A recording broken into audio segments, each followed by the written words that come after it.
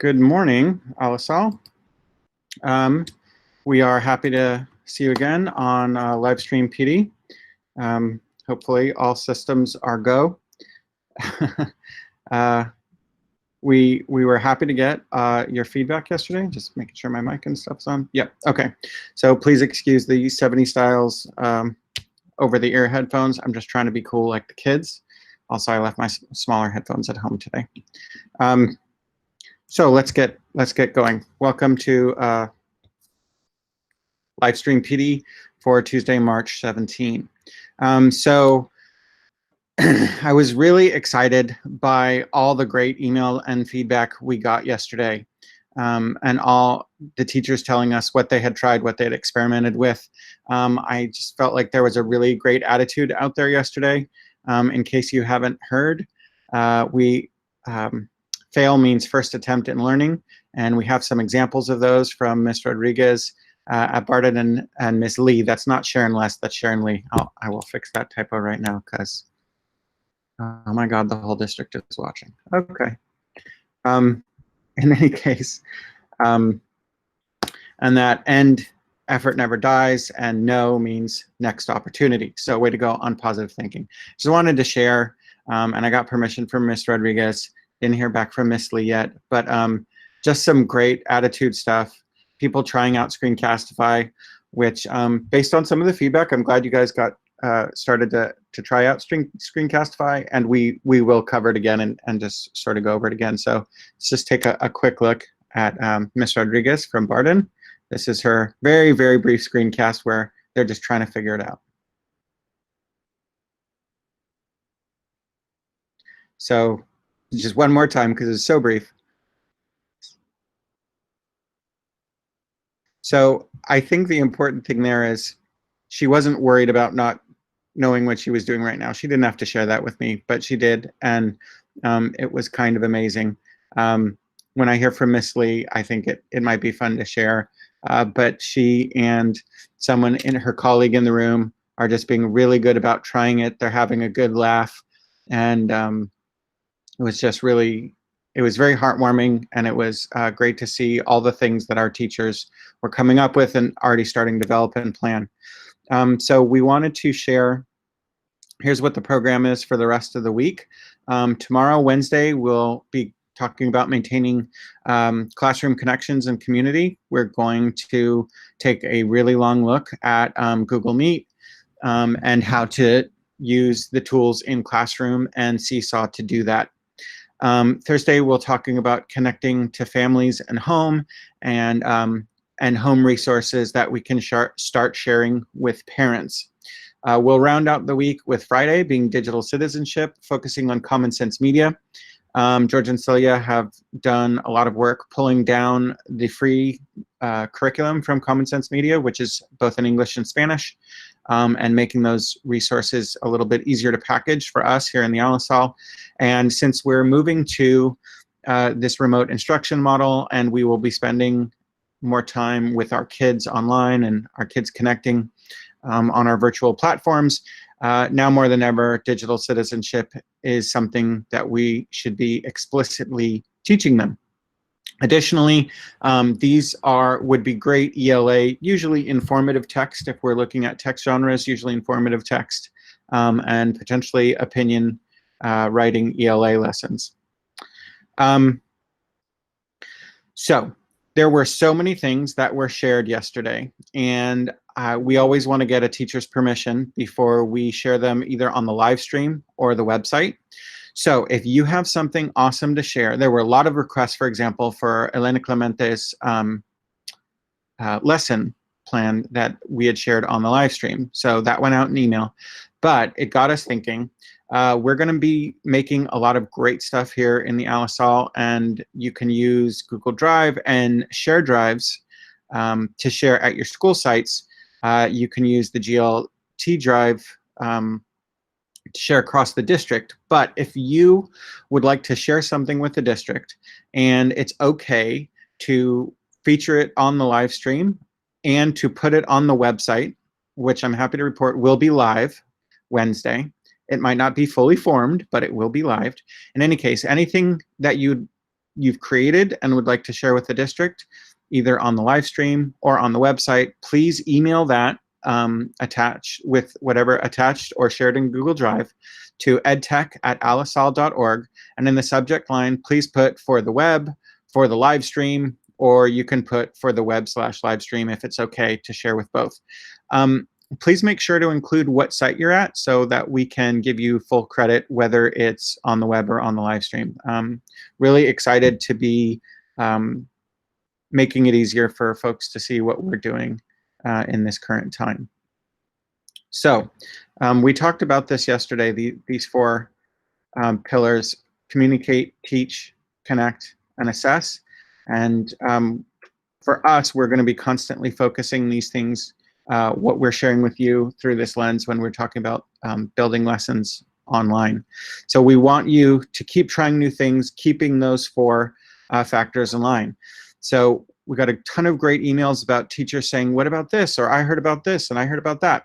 That's great. We want you to keep trying new things, but when you're putting them into practice, we would like you to be skeptical and intentional about what you're doing. We want you to ask yourself a few questions. Not skeptical like, is this really good? But, well, let's just get into those questions. So let's ask ourselves, what does this tool or what does this app add? In other words, what more are we getting out of it that we don't already have? And that leads us to the next question. Do I already have this capability? Do my students already have this capability? And a lot of times you can do something, or you can do a task, or you can do a feature or a strategy or a curriculum, and sometimes it feels like a tool makes it easier. In our experience, easier does not always mean high quality. So ask yourself, does easy delivery mean high quality content? The things that we're talking about in live stream, the things that you've been working on at your school sites, whether it's Will to Storm or Step Up to Writing, we know that those are high quality things. Epic, AR, Seesaw, Lexia, we know that there's a quality measurement there. Sometimes some of our tools might seem, oh, there's this over here and it does it easier, but can we already do it? Is it really as high quality? Just keep that in mind. And then there's this next thing. Are you trying to replace yourself? Are we looking at something sometimes where the app or the tool or the platform does the teaching for you? Remember, you are not replaceable. No piece of technology, no app, no video program is never going to replace you as a teacher. And I understand wanting to make things smoother or easier, but also remember that because our students are not with us, anything brand new that you do with them, we need to think about how easy will this be to get our students into. A teacher emailed me and asked me about Connect Ed and said she'd never used it with her students. And this is a second grade teacher, Miss Fox, I believe. Shout out to Miss Fox.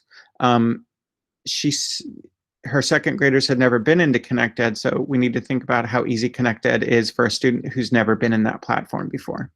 That, you know your students better than we do, so that really is up to your professionalism and your professional judgment. But we're not saying no, we're saying please consider these things. And then here's the other thing. Trying new things is great, but it can be a little overwhelming. Remember our message yesterday about managing the overwhelm. We're used to herding cats, but we're used to herding little human cats, classroom management. Well, you don't have to manage them in your class anymore. But what this can turn into is, I read this phrase online, this panic-induced pedagogy, to reach for any tool, anything that seems like it might help. We have 2 weeks before official instruction starts. I know some of you are reaching out to your students, and that's great. But remember, we're not in official remote instruction until the date that was in Mr. Koenig's memo, until we hear otherwise. And once we get into official remote instruction, what we send out to kids is required the same way classwork would be required. If you are trying 20 new things and then trying to fully implement 22 things, those will be the new cats that you're herding. And we just want you to be aware of that and manage your overwhelm. The other thing is the idea of this whole idea. First off, I like pirates, obviously. So we want you to become a master of a few things. Pick a few things and get good at them, as opposed to a jack of all trades, master of none. So remember to focus through your standards, obviously, but also those 4 aspects of remote instruction: communicate, teach, connect, and assess. This is the other part of the overwhelm. Remember from yesterday, the learning curve. We're hoping that everybody is like right in this area, the okay, this seems fun, and maybe starting to tip into, what was I thinking this was hard? Remember, the learning curve goes up and down. So part of what causes that dip in a valley might be trying to take on too many new things instead of getting really good at the tools we have. So just sort of consider that when you're rushing to get new things. And I'm collaborating with EdTech people all across the state and the country, actually. And I know we're all on social media sharing amongst our teacher groups. And it's really interesting to hear how people in other districts don't seem to have things in place, or aren't ready yet, or are just rushing teachers into things. Part of the reason we're being very intentional and taking the time is so that we are ready to support all of our learners. Part of the reason official instruction isn't starting yet is we need to make sure we support all of our learners. That includes special education, that includes early childhood education. We are moving everyone forward, not just the easiest ones. That said, if your students are reaching out to you and you're connecting with them, we are never going to tell you don't reach out to your kids and don't talk to them and don't provide support. I know that from, once again, shout out to Elena Clemente, 2nd grade at Creekside, that some of her parents are very grateful that she's already started offering some support this way. You think about, if you have your own small kids, what it's like with them after long periods of time. This has been a fairly short period of time, and it's very different circumstances. It's unlike the end of spring break or winter break or summer. There's this whole other layer of emotion on top of it. So I'm sure our families appreciate any reaching out that we're doing. I've gotten this question a bunch. Do we have to use both Google Classroom and Seesaw? So no, because that would be too much. However, part of the reason we're making sure everybody has the basic skills in both is because we don't see this as an either-or situation. Google Classroom is great for compiling groups of things together, packaging whole lessons. And a lot of people think Google Classroom isn't applicable to primary. We disagree. In fact, at our annual K2 Can2 conference, we almost always have Google Classroom for the primary grades. Seesaw, on the other hand, sometimes is viewed as a primary grades only tool. We disagree with that as well. Both of them have their own distinct capabilities and their strengths and their weaknesses. Are you required to use both? No, but we want you to be aware of the capabilities so that you can always choose the best tool for the task at hand and allow our students to be creative and demonstrate their learning in numerous ways. Okay, announcements. I have some exciting news. So first off, Screencastify Unlimited is active for you and your students. So we're going to drop out of my slides and get for a quick second into a demo. So we all remember from yesterday, Screencastify, hopefully, is the orange arrow Chrome extension. Now, when you open it, you're looking for this right here, Screencastify Unlimited. If it's not there, then I need you to go to the 3 bars, come down here to sign out, and then sign back in again. Make sure that you're using your Alisol account, and it should say Screencastify Unlimited. That means that the 5-minute limit is removed for both you and your students. There's some other features in there, and again, we'll be revisiting Screencastify as well. So that was the first one, and the second one, really should have ordered these differently, is that Google Meet is now open for students as well. We turned that on for students last night. Meet is the video calling platform and video conferencing, you can, which is multi-way communication. We are live streaming on Google Meet. You can do both of that. We are also recording through Google Meet. So in addition to Screencastify, you can use Google Meet to record lessons. And we will go into that in a more deep fashion tomorrow. Another one that's not on the slide, late breaking news. Again, through the EdTech Liaison group chat, which your EdTech liaisons, by the way, are doing a fantastic job right now. If you need some support on your site, please reach out to them. There are 17 of them, so I can't name all of them, but you know who you are, and you are amazing. So what I have been told this morning was that students are able to access AR from home. She talked to a family, and she believes that they don't live close enough to be picking up on district Wi-Fi, and they were able to access AR from home today. I can confirm that with IT after the broadcast. Okay, we do have a message from Dr. Purnell and the Alisal Family Resource Center. The AFRCs are continuing to work. Yesterday, apparently a teacher reached out and said she was concerned that her student wasn't going to get food and sent in a family referral. This is a direct quote from her email. So if you are concerned about your kids eating, the family AFRCs are still taking family referrals. As you can see in the sort of highlighted area, we're obviously limited to one-to-one contact, but we are able to get a bag of food to that student's doorstep yesterday.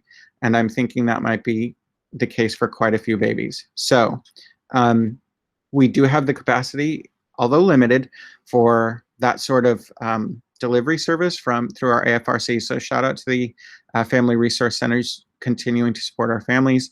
And if you're worried about whether or not your student's eating, she thought, a sort of indirect check-in or survey to maybe as part of a creative, like a fraction lesson or something, to find out if families are still eating. Please feel free to continue to make family referrals to the FRCs, and they will address them as they can. So a reminder, if you have something awesome to share, and it's okay to put it on the website and or the live stream, please email it to edtech@alisal.org. In the subject, please put "for the web" or the live stream. That'll draw our attention to it. Please remember to include your grade and your school site so that we can properly attribute it to you when it's webbed, and so you can get a live shout out on here. If you prefer to remain anonymous, again, I guess indicate that, but you should get credit for your work. So now we're going to go to George and Celia, who are going to start for grades 3 to 6. Lesson building in Seesaw for schools. If you're a primary teacher, you had the option to go to Ben's class, but take it away, George and Celia.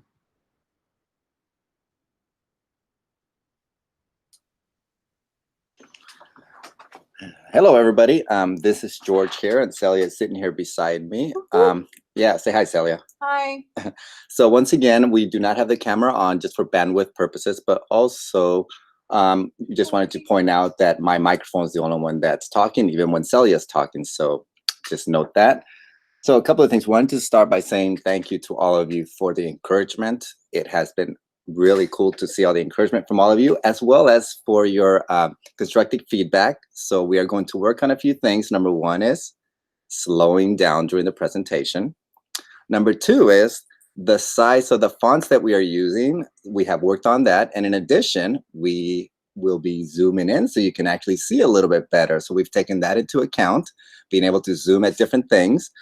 We have also built in a break time, so that way you are not having to sit down as long as yesterday. So thank you for those suggestions. Please continue to send those forward, and if we can do it, we will go ahead and apply those. Again, just like you, we are learning from this and applying our learning.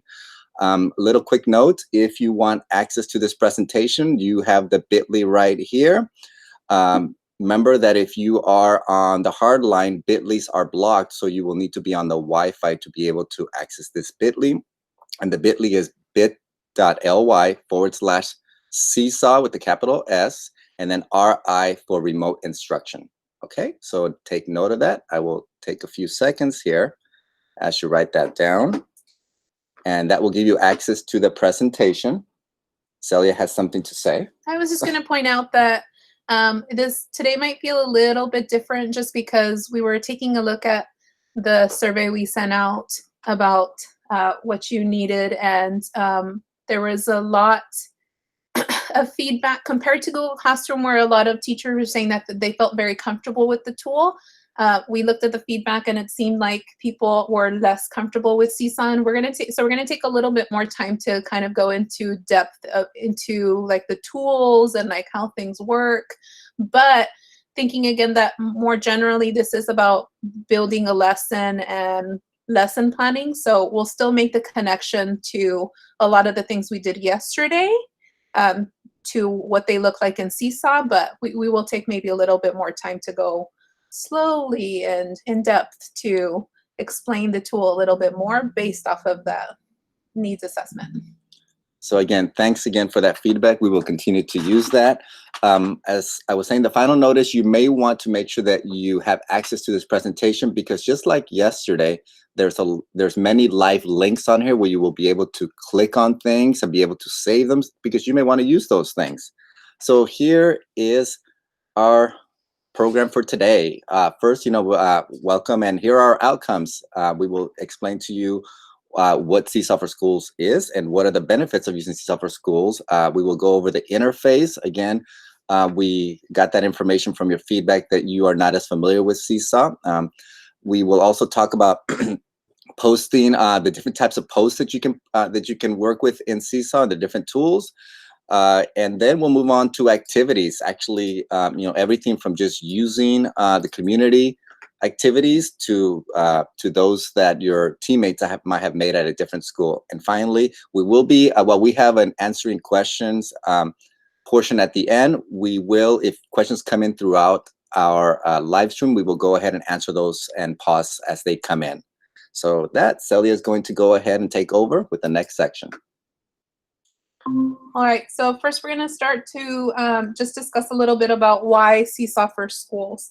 And so I know some people at the very beginning of the school year weren't using the Seesaw for Schools accounts, but so there are some differences. If you had ever signed up for an account before this school year or even at the beginning of the school year with the free version, I hope by now you know that the district has paid for Seesaw for School subscription for everybody. And so there are some differences there. And so we just want to point those out so you're aware of why we should be using Seesaw for Schools and not the free version of Seesaw. And so here are some big points on that. First, to build a record of student learning. So students work, all their posts, all their activities get saved to their journal. And then those journals follow the students from year to year if you're using a Seesaw for Schools account.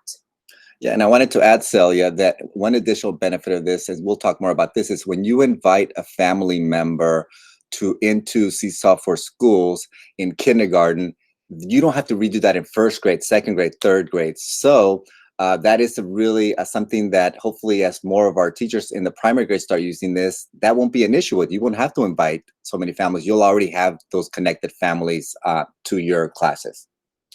Also, in addition, the second point here is there are a lot of additional features and tools when you use Seesaw for Schools. If you're using the free version, you'll have basic tools and basic features, but we'll have a lot of additional ones if you're using the Seesaw for Schools edition. Also, we have what are called the school and district activity libraries. If you're not familiar with them, we'll discuss them a little bit further, but they're essentially just a collection of lessons. And so again, if you don't see access to either one of these, it's because you're not using your Seesaw for Schools account. And so that's an added benefit.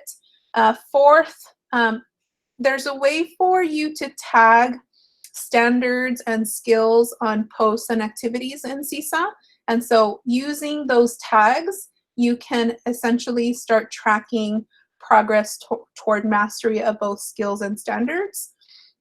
And at both the site and even the district level, we can take a look at some data such as family engagement and how many posts are being submitted to journals. And we can analyze those trends to start thinking about what those trends are looking like at either your site or your district. But again, those only happen with Seesaw for Schools. And so in order to make sure that you are using Seesaw for Schools, one, make sure that you're logged in with your AUSC Google account. Two, make sure that you're assigned to your correct school. We'll show you how to do that, but again, making sure that you're assigned to your school, and that way you get all those features we just talked about. Three, are you using your clever created classes? Again, some people decided to make their own classes at the very beginning of the year before we got started, and those were not created by PowerSchool, and so that also means that they're not a Seesaw for Schools class. And so making sure that you use the ones that were pre-populated by the district is very important. And just as a tip, this last little note here is making sure that if you have any old classes, or if you did end up making a class at the beginning of the year, if it was last year, anything that's old, we would just like to remind you to make sure that they're archived. And so it cuts down clutter for you. It stops from like students getting confused if they end up seeing 3 or 4 different classrooms. And so just as a suggestion, we want to make sure you do that. So next up, this is what a blank canvas looks like in Seesaw. And so we just wanted to point out some of those features. And so the canvas here is where students would be doing their work. They can add shapes, they can change the background. There's like a graph paper background. There's a lot of different nifty backgrounds there. The tools that they draw with are down here at the bottom. They can change the color over here. They can save drafts now. So if anybody has been using Seesaw for a while, you would know that when students started a post before, and let's just say that they didn't have enough time to finish, or they needed to keep working on it, they either had to finish, or unfortunately they would lose their work. But very, very recently in Seesaw for Schools, we now have the ability to save a draft. So if a student had their board open and they just needed more time, or they needed to come back to it, they could save it as a draft up here. So that's new. It does also, Sally, it does save it automatically, you know, the draft. So perfect. And another feature also is adding multi-pages. And so the pages would be listed over here. If you don't happen to see them, there's this little caret right here. Sometimes I know they hide, but they're there, I promise. And so if you want a post to, sorry, that was my click. If you want something to have multiple pages, then they would show up here. If you want to add a page, you can do so down here. Up to 20. Again, it's another one of those added features that only you see from Seesaw for Schools. Up at the top, you have a zoom button. And this one in particular is actually fairly useful for, I would say it's useful for everybody, quite honestly. If you push this button, it actually hides the tools. So all these tools down on the sides hide temporarily. And it just gives you access to the entire canvas. And I think it also erases some or hides some distractions for students. And so if they, only click on the highlighter because that's what they're doing, they're highlighting keywords maybe, then we don't really want to be distracted by the rest of these tools. And so a student can go up here, hide the tools, and then if they need them back, they can just unhide them. That works too. We already mentioned that in Seesaw for Schools, we get the option of having a school and a district library. And so here's a screenshot on the right. We'll look at it a little bit more closely down the line, but the 3 options in the libraries are up here. And so there's a community library, which is pretty much for everybody who uses Seesaw. It's the whole Seesaw community. There's a school and a district library that we only get because we have Seesaw for Schools. And so any activities that are made from your school or somewhere in our district would show up there. Anything that you have saved or anything that you have made yourself, anything that you have edited, would show up under My Library. And so you get those 3 options in the library. And so activities are essentially assignments in Seesaw. They just go by a different name as compared to like Google Classroom, right? Google Classroom, yesterday we talked about assignments. In Seesaw, the word would be activities, but the activities are assignments in Seesaw. And so once you have an activity, you can assign them to your groups, you can edit them, you can create different things. You can make your own from scratch under Create, or you can share them with other people. So let's say you make your own, and then you want to share them with your colleagues at your school, or you want to share with all the teachers across the district, you can do that as well. I mentioned earlier that there's a way to monitor student progress in terms of skills and standards. This is a more advanced feature, and so if you're maybe just starting with Seesaw, I wouldn't necessarily start here, but maybe down the line you can look into how to do this. So with both posts and with activities, you can tag something that are called skills, which you can make, and you can also tag them with standards. And so, for example, in this screenshot, the skills and the standards are up here on the top. It's just a long list. The more that you add, the longer this will be. Your students will be over here on the left. And the colors in the middle are representative of their mastery skill. And the numbers inside of here are the number of pieces of evidence for that skill or standard. And so in this square, for example, there's a yellow 3, which means that the student is maybe approaching mastery for the yellow, and that there are 3 pieces of evidence that tell us that about that student. And so if there are 0 pieces of evidence, there will be no color because we don't have any evidence for that student or for that skill. So eventually, you can definitely take some time to investigate a little bit further with that. Definitely useful. And I mentioned any site administrator or even district administrator can analyze certain pieces of data from Seesaw to check to see trends. So we can track how many different items have been submitted onto either a site or a district's journal, which is what this screenshot is. And so if you look at this shot, there's over 2,000 posts from this school. And so we can see over time, has the number of posts increased, what's happening. You can see the number of engagements. How many different comments have there been on those posts? How many different likes have been given to those posts? And then we can also track, I think as George mentioned earlier, we can track how many parents and how much family engagement there is with students' work. And so again, all those things are things that we can track and analyze with the help of Seesaw for Schools. So that being said, we're going to take a little bit of time to look at the interface. All right, looks like we have a question coming in. Access for what kind of access? So the question is, please talk about access for admin and coaches. So let me go ahead and see if I can do that live really quickly. So I believe I can answer that on here. How does a teacher, how does a principal or a coach, if you have been given access, look at these at the statistics? So to do that, first of all, you have to log into Seesaw. All of us have a Seesaw for School account. Up here on the left-hand side, here's my account on here. If I click there and you have access, you click on that, and then there's the little cog here, okay?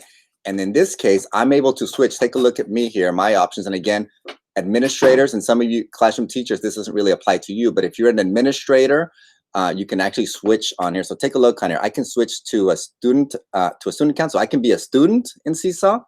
Right now I'm acting as a teacher, but I can also be an administrator. So if you are an administrator or you have been given administrative access at your site, you click there. I want to show you what this looks like. Remember that I have access, whoops, we have a test here.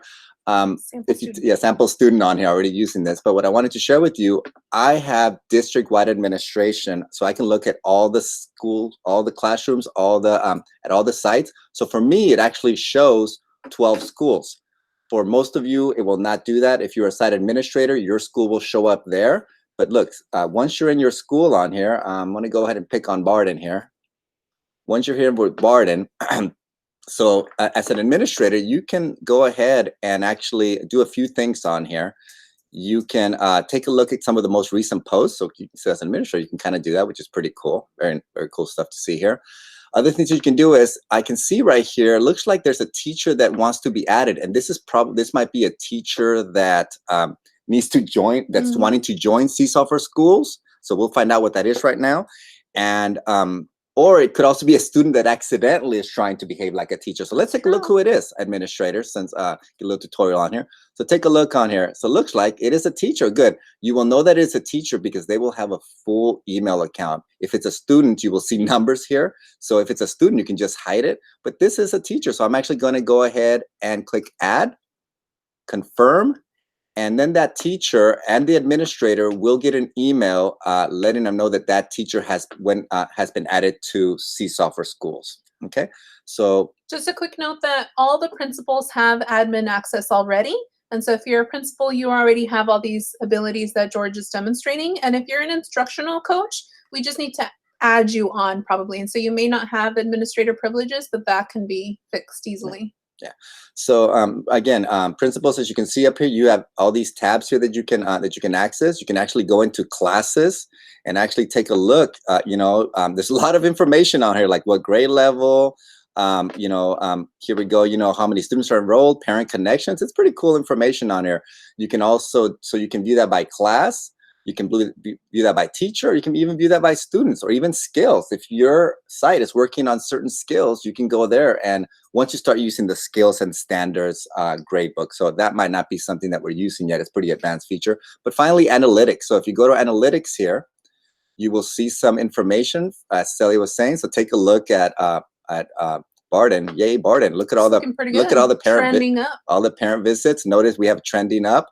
So that's good. You can scroll down. You can kind of set a date range here as to when you want, maybe the last week, the last month. You can take a look at that.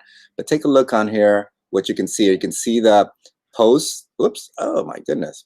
Apologize there. Weekly items, mostly feedback. So the amount of feedback on there, it's great to see these kind of ramping up on here as we go to remote learning. Weekly parent engagement. That's really cool. Here, starting to see this also ramp up. Excellent. And parent visits, connections and parent visits. So a lot of cool data for administrators here. So hopefully that showed you how to get into the administrative console. So as an administrator, if you want to go back to being a teacher or being a student in a class, again, the cog up here. And these are the Seesaw settings. We'll talk more about the Seesaw settings a little bit later on. And then you would switch to the correct account. Okay. It was a good question for administrators. Sorry it took so long to respond to it, but now we're going to get back to our regular program here. Seesaw Interface. So we wanted to let you know that the Seesaw Interface and the teacher interface teacher interface and the student interface in Seesaw is pretty similar. So we're just going to go over to what it looks like for a teacher. Just know that for a student, there's a few things that are missing for them. For example, of course, they can't change the settings and so forth, but it will look very similar. So here's a little overview on here. So whenever you want to create a post, and we'll talk about posts and activities, two different things. This is where you would start as a teacher. When a student press post, they automatically takes them to the different kinds of posts you can do. If you've never used Seesaw, you're probably going, what is that? We'll talk about that in a little bit. Okay, so that's a new post. And for a teacher, you actually get more options, and we'll talk about that also a little bit later on. All right, so then we have the class settings. We're going to get into class settings. That wrench, Celia will talk about settings to consider, settings that you may want to turn on and off in a little bit. So that's where your settings are located. And those are the class settings. just like yesterday with Google, you have class settings for each individual class, and then you have account settings. And we'll get to where the account settings are at. Class settings are there. All right, students, so this is where your student would show up. I wanted to let you know that if I click on the top one where I am the teacher, it shows all my students' work on. So this is called the class journal, and it will show all their work over here. And you can have it listed kind of like a list here, this list view, or as a calendar. So you experiment with both of those options on here. If I wanted to see, for example, Bart's or Cynthia's work, if I click on that student on the left-hand side here, you would just see their work. So a really cool tip for when you just want to see one particular student's evidence of work. All right. Again, we talked about 2 different ways to see the feed. You could see it more like think of a Facebook or Twitter feed, or you could see it in calendar view. All right. The next piece is, again, this is where, and I showed you that earlier when I was showing you for administrators how to change your settings. You want to go ahead and click on Seesaw Settings there. There's really, for teachers, there's one main setting that we're going to talk about a little bit later on, but that is where and these settings are for your whole Seesaw account. Again, very different than the settings found here for each classroom setting. All right, so Celia's going to go ahead and take over and discuss to you the things to consider and the settings you may want to adjust. Celia? So we have, again, just like Google Classroom, there are 2 main kinds of settings, and these first ones are class settings. And so I'm not going to read out every item under these settings, but they're here in case you need to reference them back. Remember that we'll send out the link to the presentation if you didn't catch it earlier. But that's all going to be there. There are a couple of screenshots of what these settings look like, but I'm going to actually go forward, because besides the class settings that you can do, there are student settings that you can change and things to consider there. There are account settings, which George mentioned earlier, in terms of like switching from teacher to admin and making sure you're connected to a school. There are also family settings. And so this is a screenshot of the family settings, and anything that needs to happen with families would happen there. But I'm actually going to switch over to my Seesaw account really quick so I can show you where to find all these things. And so again, keeping in mind that there are regular classroom settings and there are account settings. And so the classroom settings, you have to be inside of a classroom. This is actually my class from last year. So this is why it says 1819, my homeroom from last year. And so if I need to get to my classroom settings from here, I'm actually going to be over here on the top right corner. There's a little wrench. And so that wrench, I would just click on it, and that gets me to class settings. It's just that easy. But I wanted to just call attention to a couple of things. Remember that you have the actual list on the slides, but I wanted to call your attention to some things. The clever populated classrooms were made using the names from Power Schools, like I've explained to some people already. And so sometimes, I don't know if you've all noticed, they can be a little long. And so just in terms of like ease and to make sure students are confused and making sure that things are easy access, you might want to change the name of that classroom. And so if you want to change the name of the classroom, you can do so very easily from here, even if it's a clever populated class. So you can go ahead and change the name. It doesn't change that the journal stays with students year after year. You can still rename it. It's fine. If you want to add a co-teacher, there was a question yesterday, actually from somebody asking how to add co-teachers on Seesaw. And so we added co-teachers yesterday with Google Classroom. And so today, if you want to add a co-teacher, again, think of like your instructional coach, maybe your principal, someone at your grade level, you would go under class settings to manage teachers. And then here you can enter their email address to invite them directly from here. I'm going to go back. You can change the color of your classroom, which is called a theme, and you can change your icon. Those maybe would be good ideas in terms, again, of just like having students be able to easily identify your class. And so if you pick a class icon with the apple, then that's something that's easily recognizable by students. And so it just cuts down on the amount of like thinking that students have to do and just makes it a little bit more accessible. So the next settings are student settings. If you need to manage the students that are in your classroom, you can do so here. If you want to either enable or disable students commenting and liking each other's work, then you can do so here. You just click on it and you can turn all these off if you'd like to.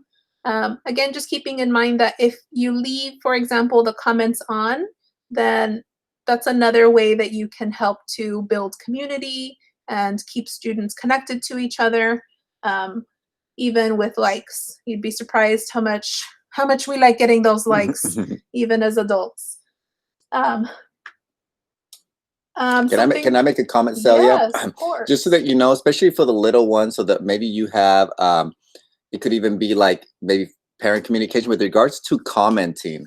You cannot, not only can you provide written comments, you can actually record a verbal comment. So for those students that are maybe have very limited English and writing, or those students that have difficulty, spelling, they can actually provide verbal comments, and so can parents. So a parent, once you have parents connected, they're actually able to provide verbal comments. They could provide those comments in Spanish. It's a really cool tool. For sure, thank you. If you, again, these are just some other settings. If you want students to be able to see each other's work or not, again, just keeping in mind how you're building community. If you, anytime, so like I have this setting on that says new items require approval. I will show you in a live demonstration what that looks like, but this, if you have it on, it just means that anytime a student posts something, you're going to approve it before it gets posted on the journal. So if you don't want to do that, then anything that they post or write will show up automatically. But I like to review things, and so I have that on so that it requires my approval. If you want students to be able to edit their post, they can do that. And there's also this last one that talks about enabling a sample student. If, for example, sometimes I will use that when I want to see what it looks like for the students. I can just click on that sample student and make sure that it looks the way that I want it to see. And last but not least, you have family settings. And so if you want to enable families being able to connect to your classroom in any way, shape, or form, then you need to have that enabled. And so go ahead and turn that on. It's the very first one, enable family access. Once that's on, you can then customize what families can do and how they can interact. You can invite and manage and approve families. And the same way that students can comment and like on posts, so can families. Just a quick note about that. When parents sign up and connect to their child's journal, they will only have access to their children's work. And as George mentioned, again, because we have Seesaw for Schools, once that parent is connected to their child or their children, then they don't ever have to do that again. So 3rd, 4th, 5th, 6th grade, they won't ever have to like re-register or reconnect. It automatically does that for them. We're going to show you, because we got this question yesterday, is how do I invite families with the printouts? There was a question about can I print this in Spanish? So do you want to show that now, Celia, where that Yes. where that's at? So again, going down to family settings, because that includes inviting or managing families. Once you have the access enabled, then there's the second button is about inviting families. And so if you click on inviting families, you'll get to this screen. And this screen is where you invite families, and you can either invite families through a mobile phone or an email address just next to their child's name, or you can print invitations. And so some people wanted to know about how to print invitations and whether or not you can print them in Spanish or a different language, which you can. So if you just go to invite families, print invites appear at the top, and then it'll give you the drop-down menu of which language you want the printouts to be in. So once you actually have the actual printouts, keeping in mind that we may or may not have like physical contact with our families. If you do end up printing these out, like these could be mailed. You can ask parents to potentially drop by in person to pick them up. But in terms of answering that question, you can definitely print these out in the language that you need, print them as you see fit. And what happens here, Celia, is, and if you've never used this, is you will actually get a whole sheet per student. Think of AR when you send the AR Connect home. That's right. So you actually get one sheet that actually gives the instructions very step by step to families and parents in Spanish or in English, how to join the Seesaw class. Now, what will happen, one thing that we didn't mention is that once a parent fills in that information, you still have to go back into that setting and confirm them, because you'll get and on that page where it showed all the families with their with their guardian, it'll say pending approval. So you actually have to approve everything. I really like the security and privacy that a lot of these companies are taking very serious. So that's a good point there. We had a quick question about accessing Seesaw for schools. And so this is the last point we're going to make about settings, because most of all of the settings that I've talked about so far are under class settings up here in the top right on the wrench. But the one setting that's an account setting is in answer to Ms. Zavala's question at Creekside, who asked, well, how do they get access to Seesaw for schools? Yeah, how can a teacher get access to Seesaw for schools? And so, again, to make sure that you do have access, one, make sure you're logged into your LSL account. Two, once you're on your account, if you go up to the top left corner, you would click on your name and scroll down a bit and make sure that you are tied to your school. So because I taught at VRB last year, my teacher account says Virginia Rocker Barton. If you do not have a school there, it'll say, I believe it says connect to your school down there. If that's how you get into Seesaw for schools. And what'll happen is when you click on that, it'll ask you to pick your school, and then we'll get a message here in EdTech, and I believe so your administrator. And just like I showed you earlier with the Barton example, your administrator or one of us here in EdTech will approve you, and you'll get an email telling you your class has been configured for classroom for Seesaw for schools. Yeah. Thank you, Ms. Zavala. Yeah, we've already gotten like a bunch of emails from requests. So you're doing the right thing. Everybody's good. We got work to do. Yes, well, we will get to those as soon as we can, but we see them for sure. So that was the last of the settings. So I'm going to head back over here to the presentation. And so once you've thought about all the different settings and how you want everything to work, we got to get into, okay, well, let's do some work. Let's get some things done. And so we're going to review some different tools and a little bit on how to use them within Seesaw. There are 6 different types of posts that both teachers and students can post. And so these are the 6. There are photos, drawings, videos. You can upload from your computer or upload from your Google Drive, which is very convenient. You can add a note or you can add a link. And just a quick comment on this, we got to be patient with our students. So I would say that if your students have not used Seesaw yet, that you focus on one type of post at a time. Perhaps for a first few days, just work on the photo post, and then you can go to drawing. So and you'll see, we're gonna give you examples on how they build on each other. But again, we just like with us as educators, we don't get one PD one time and then we get it. Same thing goes with our students. They need to be able to practice it until it becomes automatic almost. And I've seen it happen in kindergarten, so it is possible. So just be patient with your students and yourself on that. For sure. So we're actually going to get started with a drawing post. And so a drawing post looks roughly like this with just some explanation on it. But you'll have a blank canvas. There's an undo and redo button. There's the text box that you can use for text or to label something. And then there are different like color options and formatting options for those labels under there too. You can record voice onto a drawing. You can add pictures onto a drawing with the camera.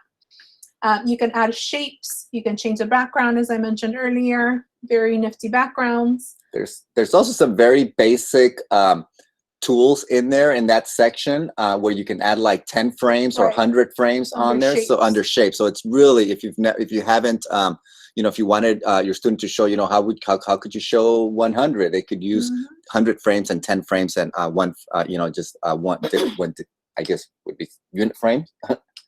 Okay. So if you want students to caption either with text or with voice, they would use this button down here.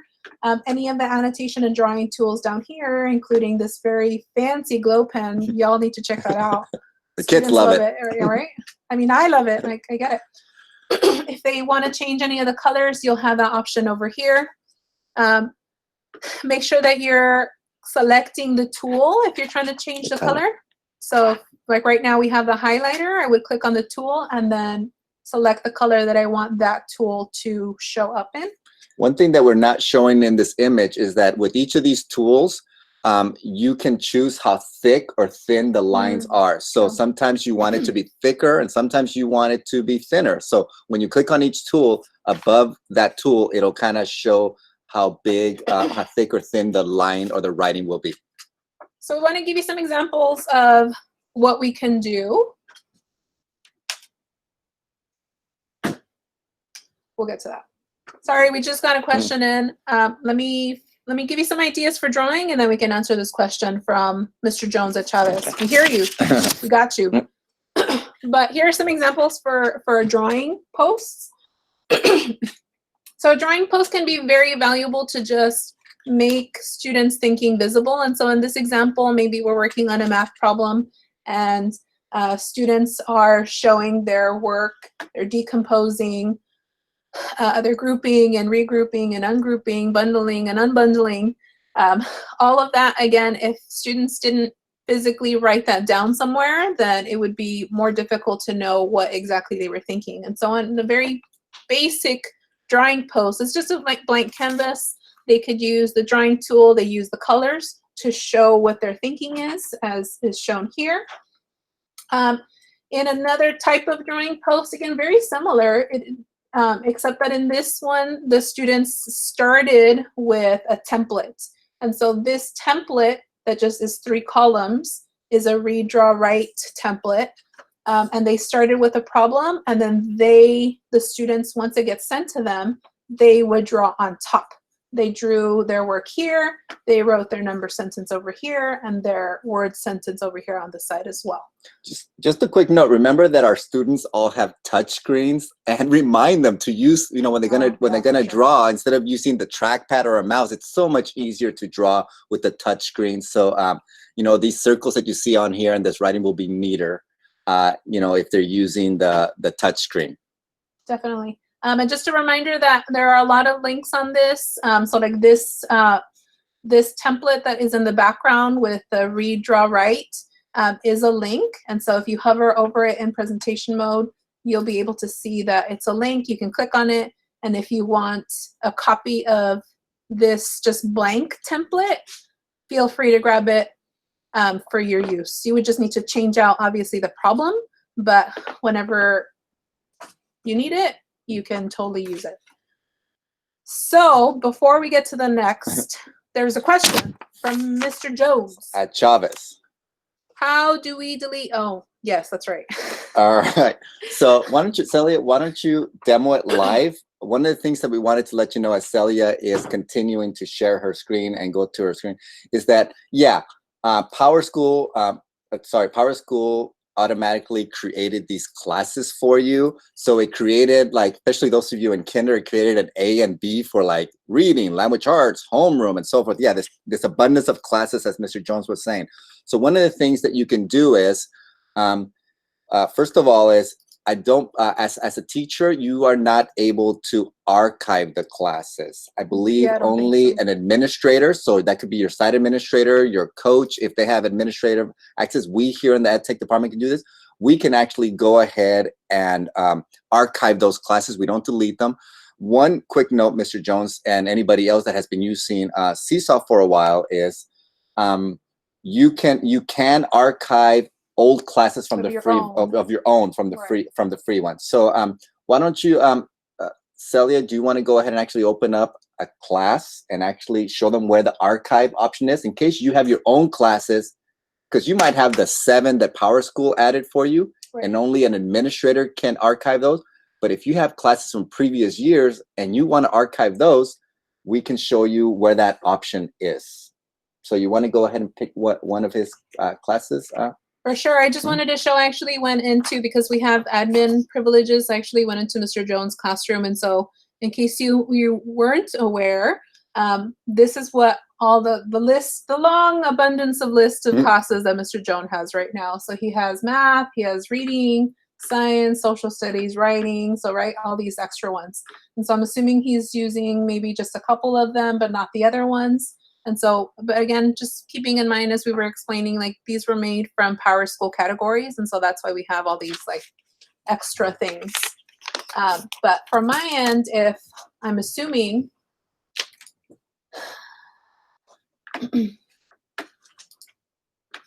we're getting another question.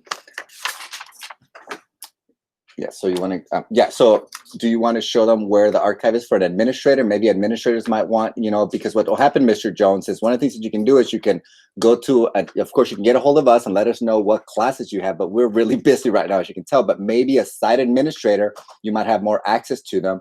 What they'll do is they'll go ahead and go into the teachers, open up the class. So here, Mr. Jones' class, maybe he wants to archive. Yeah, I'm going to hope. Just, go ahead and go. Yeah. Let us know if you need this class back, Mr. Jones. Just let us know. Well, we won't archive. We'll just show them how to do it. Okay. So what you'll need to do is you'll need to go to the class settings on the top right, and then you want to scroll all the way down to the bottom, and you will see archive class. Again, remember, if this is a class you created yourself, you can archive it.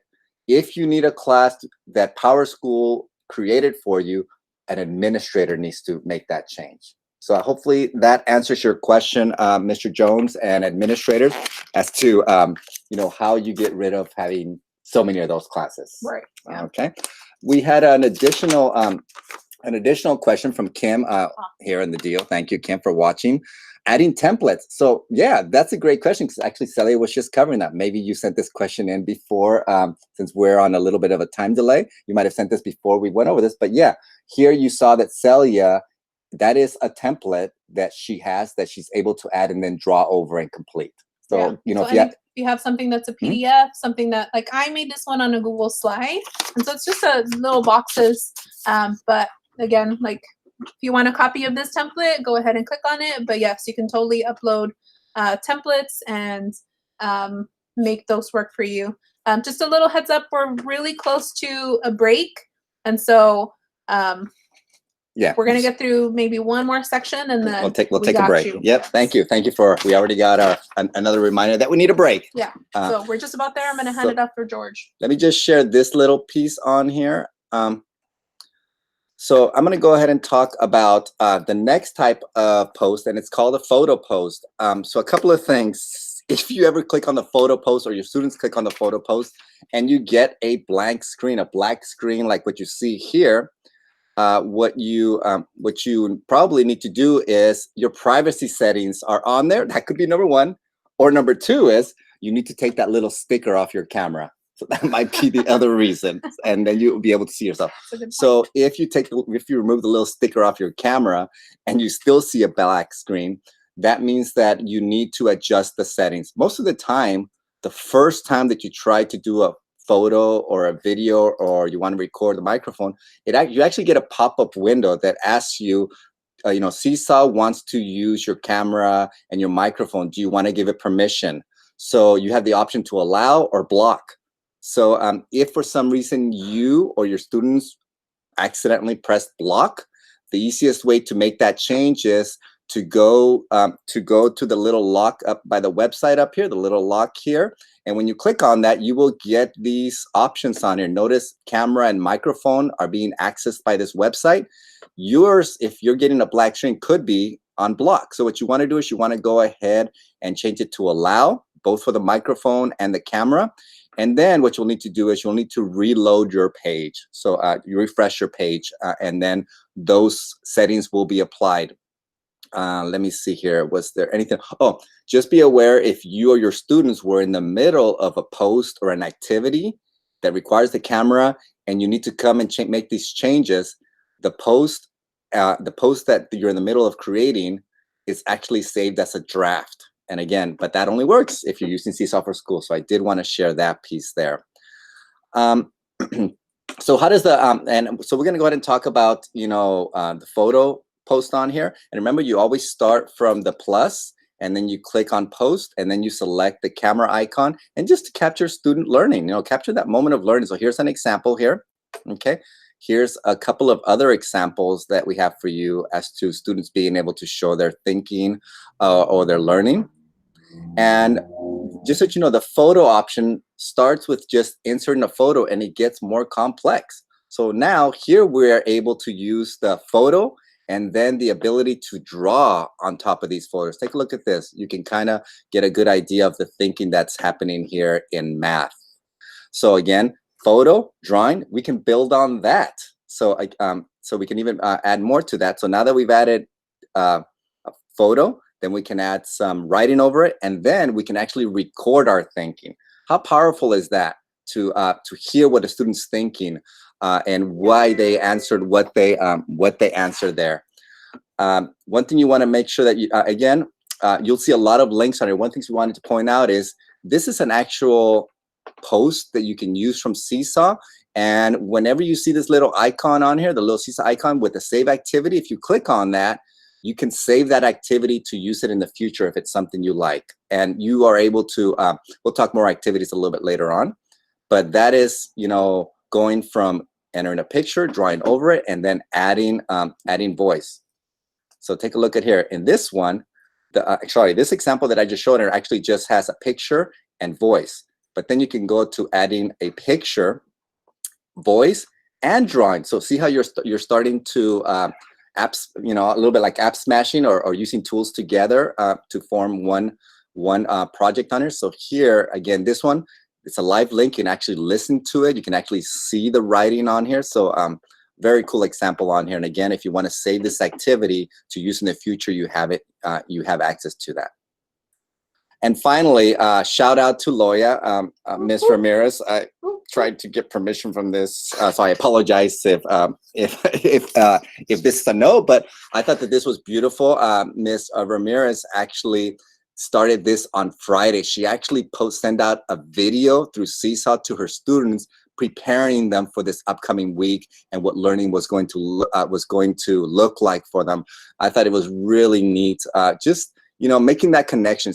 Your teachers, your little first graders, seeing your face has to have been really, really special for them. So good job on getting started on that. And right there in your class too, this weekend, this was really cool. And again, both of these are links so you can actually watch these activities. We have Jaciel here, I think that's how you say his name, who is showing his teacher what book he will be reading for his assignment. And you actually see him, you know, read some of that. So different ideas for you to be able to use video in here. And remember that with video too, once you set the permissions, the privacy permissions for the camera and the microphone, they will apply to the video tool. So two really cool tools on it that will hopefully help you, you know, give you some ideas on here. So here we are. We promised you a 10-minute break. So let's go ahead and take a 10-minute break and we will be back in 10 minutes.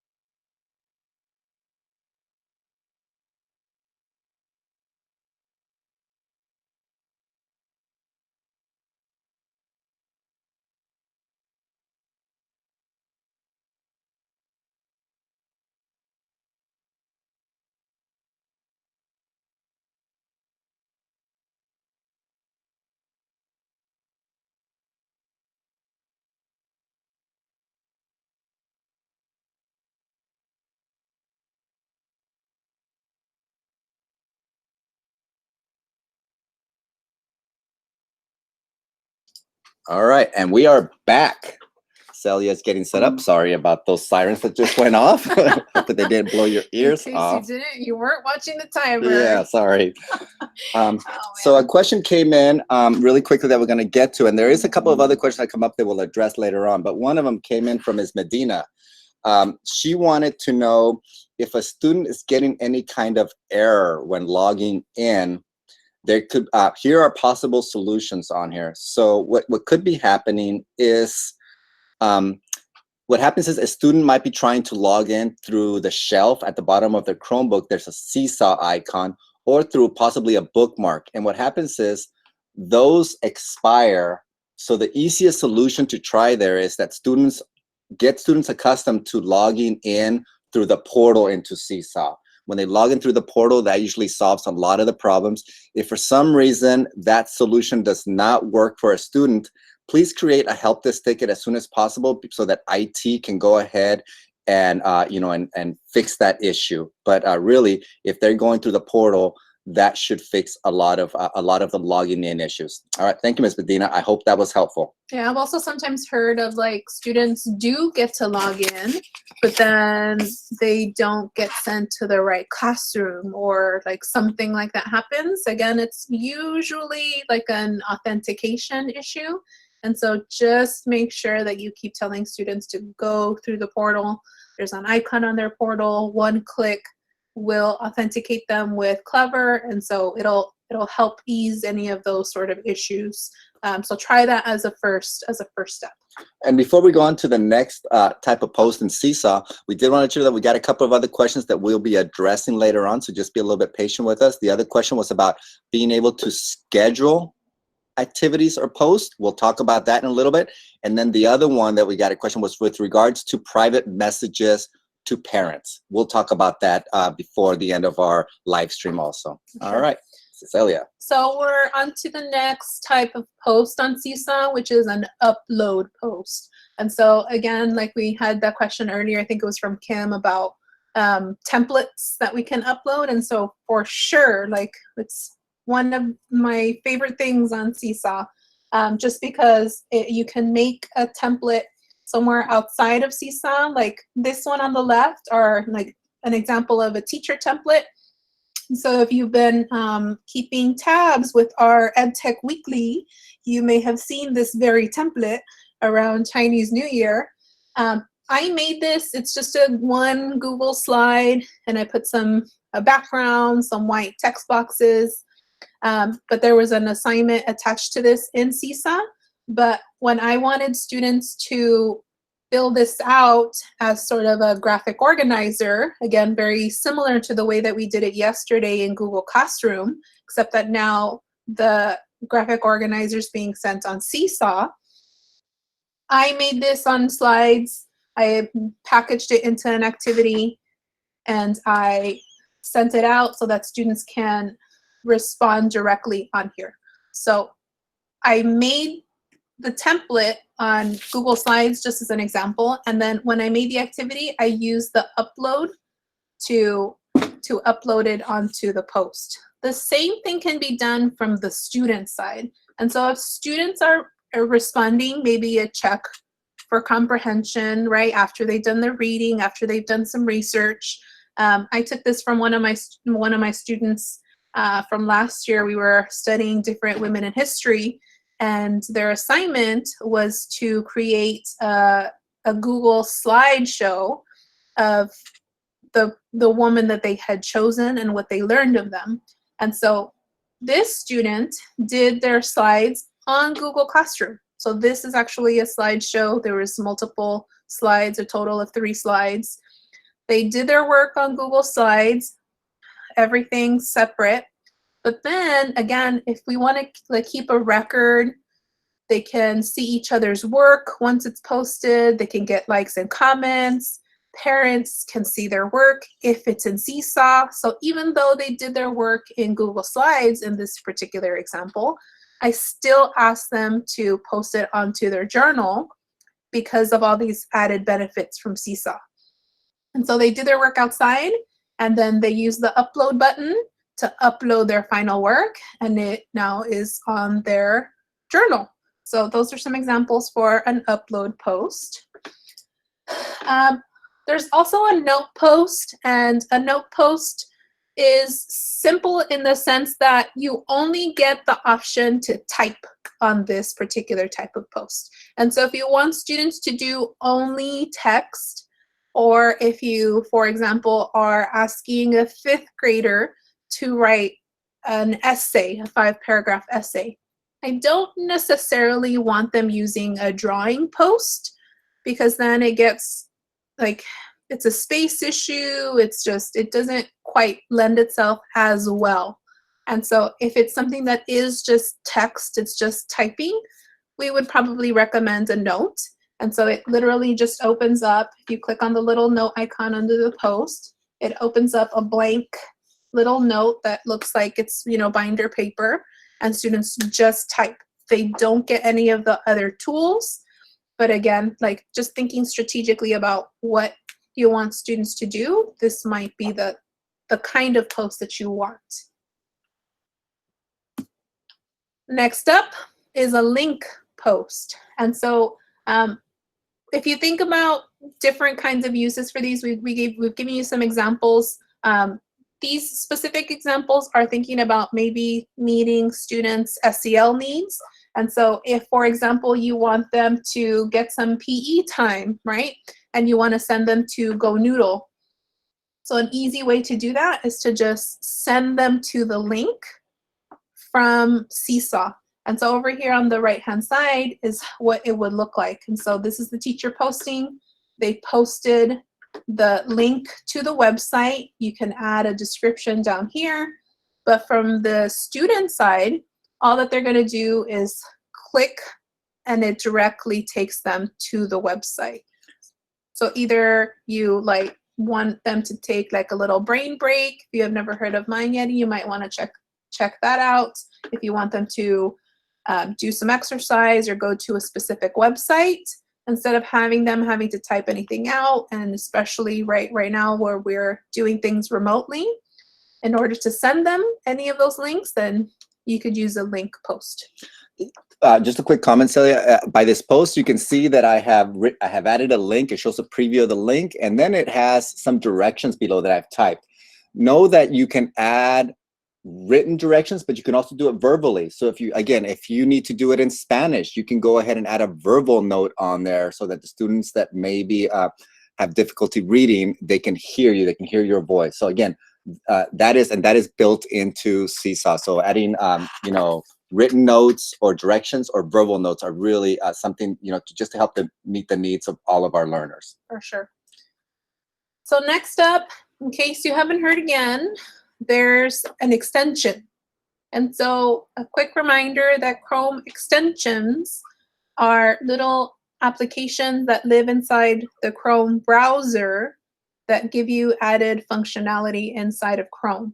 And so all teachers and students have the extension already pushed out to them. And so if you're logged in to your ALSAL account, you're going to see the extension. So up at the top in a Chrome browser, next to your address bar, there's going to be a little icon, a little Seesaw icon. That's the extension. And so if, for example, I was on a website and I happen to see this image that I want to work with, I want to manipulate, I want to annotate, all these different things, and I want to take it. So the old way would have been to teach the students how to take a screenshot, then upload, maybe crop, start a new post, insert the image, all kinds of different steps. The beauty of this extension is that it does all of that for you in one click. And so again, you would just click on the extension. It opens two options. You can either capture everything, the entire area, the whole screen, or you can do just a partial. And so if, for example, you just wanted a piece of a website, you would click partial, and then you would select, well, I want to work with this image here. So you click, you drag it, you select it, and just in that one click, it will automatically send you to your Seesaw account open your journal, start a post, insert the screenshots into a drawing canvas. And so all of that was automatically done for you. And so again, as a teacher, if you're on a website or you have a PDF open or you're using something from the Wonders curriculum and you have it open on your screen, you can also use this extension to take a screenshot of something you want your students to see, or the students themselves too. They're on a website and they want to take a piece of that to reflect on it, to annotate, to draw on it. Then again, in one click, they would use the Seesaw extension, and all of a sudden they have all the Seesaw tools available for them, right? All the tools that we talked about, highlighters, colors, multi-page, voice, labels, text, backgrounds, all of that is now available for them to use so that they can reflect on whatever they're going to be doing. So please, if you haven't checked it out, please do so. It's super helpful, amazing, love it. We're going to go into activities so that we're getting close to the end of our training. And maybe we've heard maybe one of the most useful or the more useful aspects of Seesaw is in terms of activities. And so just a little preview, that question about how to schedule activities will be covered here. And so we will get right to it. So we've just described the different posts. There are posts, which we've already described. There are 6 different types of posts, but there are also these things called activities.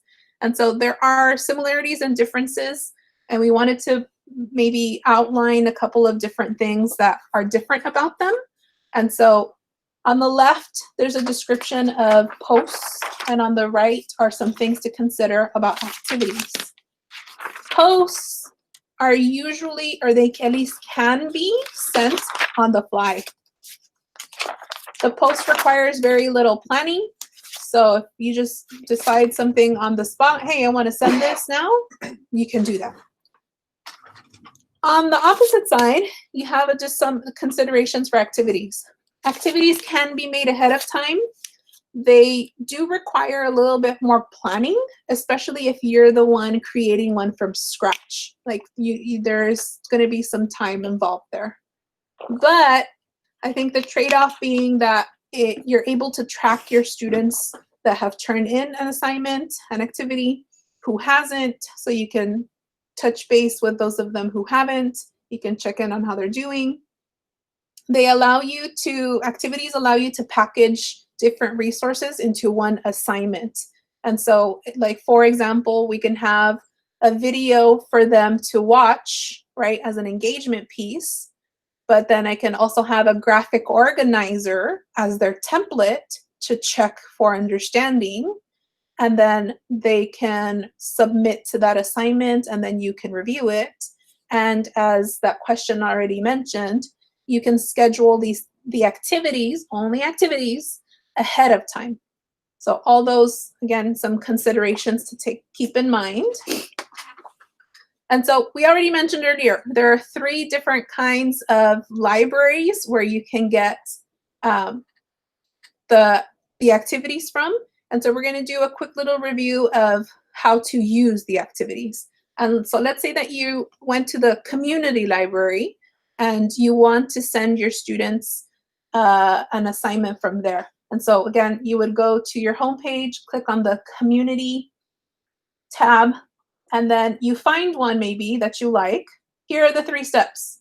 First, you have to like the activity. Click on the little heart to say that this is something you may want to use later. So it'll get added to your library under My Library, but you need to make sure that you click that little heart on the activity first. Once that's done, you're going to go over to Assign. Right next to it, the green button says Assign. And then last but not least, you're going to select who you want to send it to. This is also for, especially I think maybe like kinder teachers. Even though they're in a different screencast, That's it's important to true. know. If you have also, for example, I know some teachers group for ELD. So maybe you've made a separate group for your ELD class. So you could potentially have more than one class listed under your account. And if it's an assignment that you're going to send both classes or both groups, if it's like a kinder situation, you can either select all your students if you have only one class, or if you have multiple classes, you don't have to redo the activity. All that you have to do when you're assigning it is just click both groups.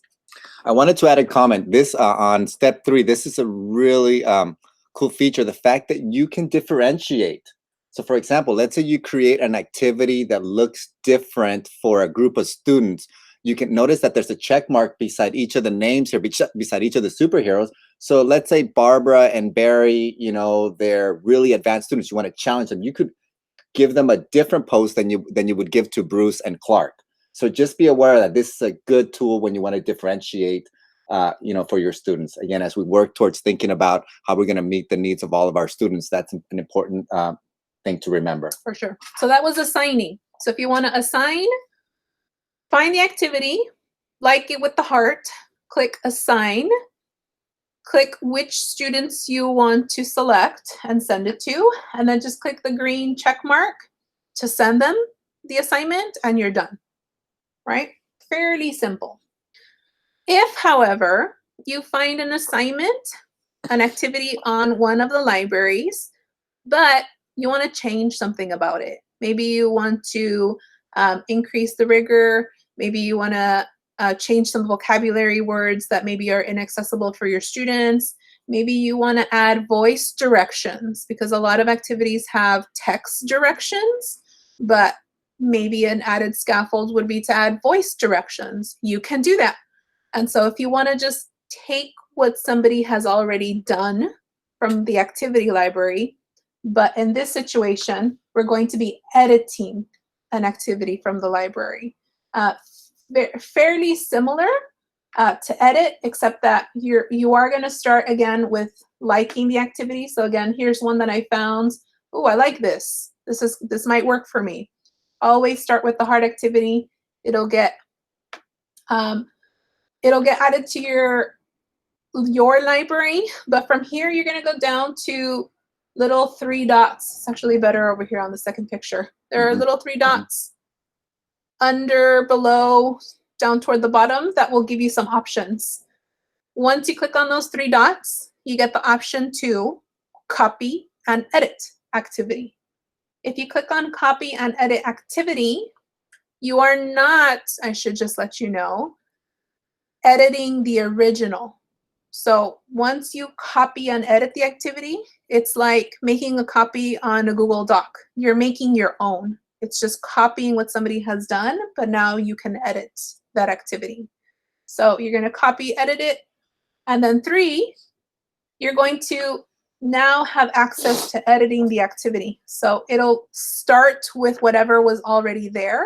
And if you want to change the title, change some of the directions, add a voice recording, or add a template, you would do so after you've clicked edit. Make sure you click save. That's an important one.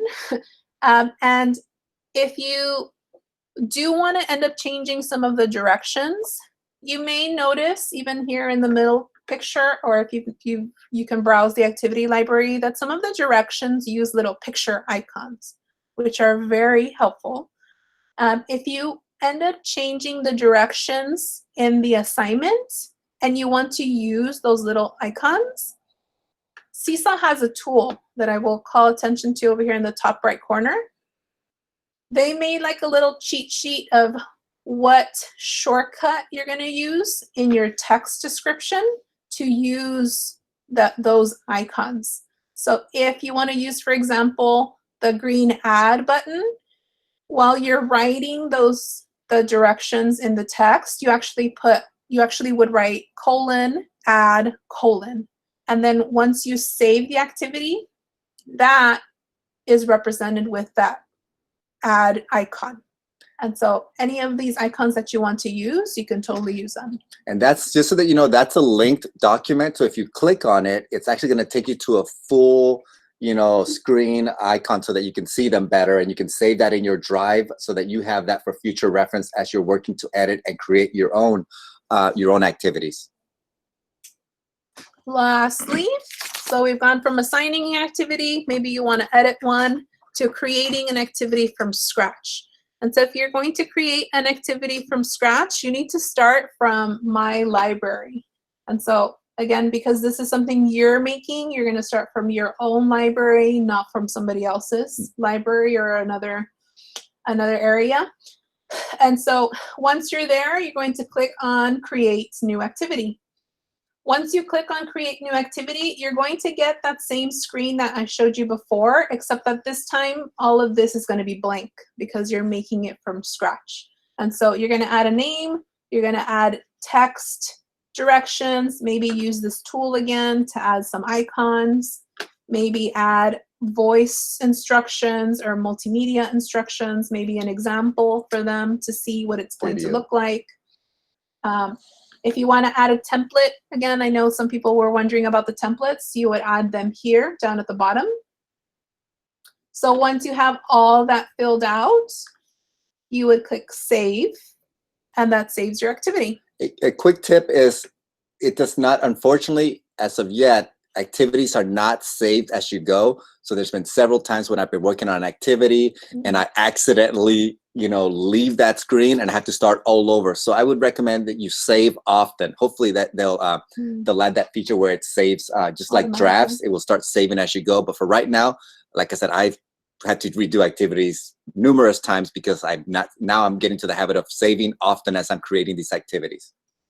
Once you have an activity made, you're going to get the option to share the activity. And so you're going to get a box that looks like this. You may not have all of these options on the screen, just because some are exclusive to Seesaw ambassadors, but you're going to have most of these. If you want to email your activity maybe to your coworkers, you can email them to specific teachers. You can get an activity link, which is a lot of the times what we do, which is all the activities that we've shared. We just take the link and link them to an image. But I want to call attention to this option here that says share to school and district libraries. And so once you've created these activities, you can share either with your entire school or with the entire district, so that everybody has access to it. Maybe your grade level colleagues have access to it. But also, if I just made a 4th grade activity, then I also want other people to have it across the district. And so just a little bit more information about sharing. Again, once you can either do the sharing after you've made the activity, so this was right after you made it, you can share it. But if it's something that's already in your library, then you would have the activity open. You're going to go down here to the little 3 dots as usual. And you're going to have some other options, but again, because we're talking about sharing and how much that's carrying. I apologize that this example here, I just realized, says remove from school district library. What's happened is I had already shared this to the school and district. So this, if I click on that, would remove it. Right, because it's already there. But if it's not, then it would say add. Then you can share it to your school and district libraries. And then it's going to ask you for some information. So like once you say that you want to share it to the school or district libraries, you need to give it a grade level or a grade level span. So you can say like 3 to 5 or K to 2. It's going to ask you for a subject, and then it's going to ask you, well, who do you want to share with? And so you can select one school, or in this case, we had all 12 schools selected. And so that will show up in the district library because it's available for the entire district. So that being said, and to also answer a couple of those questions, I'm going to switch over to my classroom from last year to show you what this looks like from the teacher side. And so again, if I'm trying to assign an activity from here, I'm going to go up here to activities. I've already have some activities scheduled, or not scheduled, assigned. And so if you've already assigned them, and I have some because this is last year's class, then the list is going to be over here on the left. But since I want to add a new one, I'm going to go over here to Browse Activity Library because I need some ideas. Choose which library. It will usually default to your community library, but remember that you have the school and district library available. And if anything is on my library, you can also do that. But wherever you get the activity, let's say that I'm looking for something and I like maybe this one, my favorite family story. So I found this one and I want to use it. Step number one would be to like it. So I'm going to heart the activity to make sure that I like it. Now it's in my library for sure. I should probably review the directions, make sure everything is good. I can see that this one actually is tagged with like standards even. Wow, amazing. Once you like it, I'm going to assign it. So I'm just going to click assign, and then it's going to ask you, who do you want to assign it to? So in this case, I'm going to assign it to this classroom just as a practice, and I would click assign, and that's it. You're done. I just want to point out the left-hand side because the question came in earlier about scheduling ahead of time. And yes, remember that this you can only do with activities, not posts, but I could schedule this. If I want to schedule it for a different day and time, I can do that on here. Or I can just assign it immediately and that's not scheduled, right? But on this page as well is where you can edit which students you're sending it to. You can put it inside of a folder if you have folders. You can add skills if you've started using them again. But if you're not, you can either select all my students in this class, or again, as George was mentioning, well, maybe I just want to send these to some of my students. Then I would do that during the assign step. But if I want everybody, well, then I would just click everybody, all of them, assign to class, and we're done. So now it says, okay, you've assigned it. You can look at it in your classroom. You're good to go. So if I click back to my classroom, there it is. I've assigned it to my students in Seesaw 101, and it's ready for them to respond. And so once students go into their accounts and they respond and they turn in their work, remember how during settings we talked about, well, maybe you want to approve your posts before they get posted. I have that setting on, and so whenever that happens, you're going to get a little notification like this. So on this one, I got a little notification. I'm going to click on it, and it tells me down here at the bottom, you're going to get a bar like this that says 1 unapproved post. That's because one of my students finished an activity and it's waiting for my approval. And so if I want to review their response, I'm going to click review. And as the teacher, this is what I see. And I just want to call attention to what's happening here on this post, because I sent out the student a read, draw, write, and clearly this didn't work out for them. So these are the options that I get as a teacher. I can either approve this post, which I'm not going to. You can just delete it. Start from scratch, no. But this third option in the middle is actually fairly new, and I'm so thankful that it's there, because you used to only be able to say yes or no, but now you can send it back to students. If something needs to be edited, if something needs correction or revision, you can send it back. And then that way, they don't have to restart everything from scratch. They're just going to get this exact post, and then they can change it and resubmit it. Yeah, really, a really cool tool. If maybe a student has done the majority of the work, but they missed something, send it back to them, give them the comment, give them feedback as to what's missing, and they don't have to start all over. For sure. I'm actually going to send that back just because. But one last thing to show before I hand it off to George. Once I assign activities, remember that one of the benefits of activities is that they help you track to see which students have finished, who hasn't, how, just as a check-in. And so this example, for example, is something that I had posted to my classroom. It's a template, right? They would finish this. Under activities, you get that list as the teacher. And so I want to call attention to this because this is where it helps you with the tracking. It tells me under this little gray bar that so far I only have one response. I have 0 people waiting for approval. I have 1 person in draft. That's the one I sent back. And 26 who have not responded. And so I'm gonna go down here to some of these other ones that I've done from last year.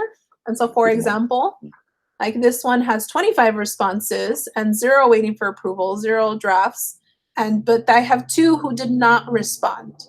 And so if I want to check in on those, well, wait, who are those 2 students who haven't responded yet? You would just click on the assignment. It'll open up a new little window for you. And then if you just scroll down a little bit, you're going to get this. This is an array of all your students and their responses. And then from here, if you see any canvases blank, those are the students who have not answered and completed their assignment. And so this is a quick at a glance. I can see, well, all these people have turned in their work, but Giovanni Garcia is clearly not finished. And so I need to go check in with him and see what's going on because he has no response. And so again, it's an added benefit of using activities, but it's only available for an activity. You don't get the same functionality with a post. So we have, we have a couple of questions. Number one is one that's come in, and Celia is going to demonstrate this actually from the teacher account. The question was, can I send messages or private messages to families that are connected? The answer is yes. So Celia, can you go ahead and show them how to do that? So on the main interface of, I'm going to go back to journal view. On the main interface of your page, remember you get like all the student work on the left, you get your student list on the side. I'm going to call attention to this little menu right here below the class name. You have the journal, you have activities, and then there's this one, the magic button that says inbox. If you click on it, you're going to get this. From here, you're going to have different options for an inbox.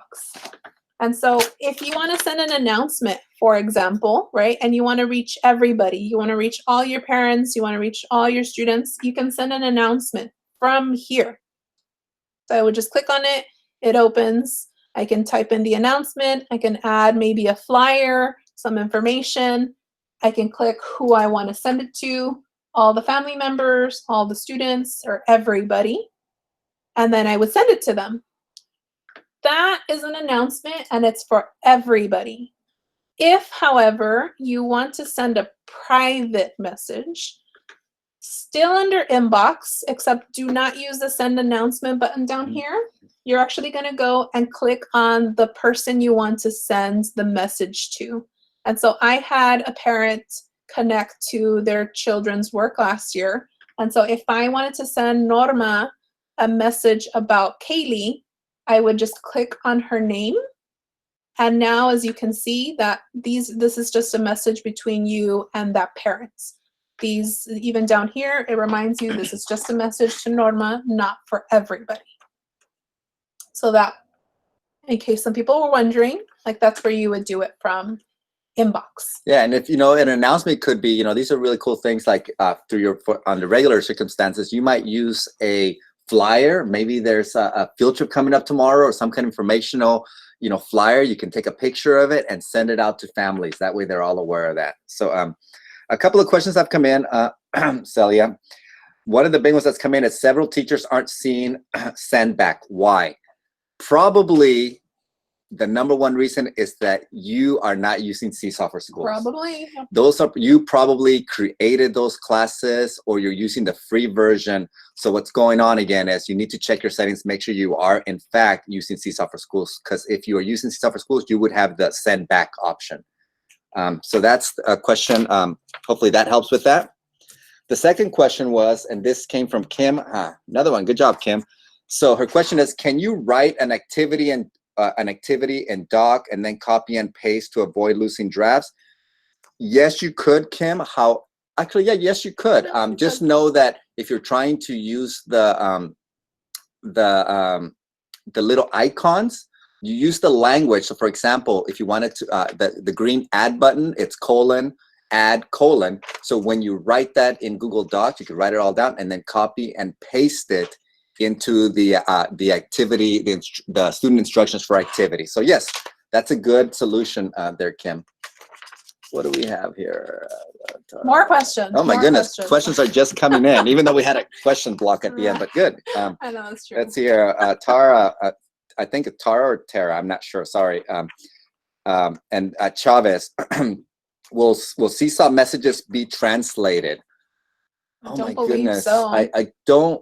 I thought that, you know what? Seesaw will automatically, this is Josh, everybody. Seesaw will translate automatically as long as the parents at the other end have set their language preference. As long as they've set Yeah, it. but for example, maybe this kind of relates to, if I send a flyer home as part of my message, the flyer won't be translated. Right. But if you put some notes on there like, you know, parents, remember that tomorrow we have first tee, you know, it's going to rain, you know, or whatever, that will translate automatically. The actual typing that you type in will translate automatically to Spanish if a parent has set their language to Spanish.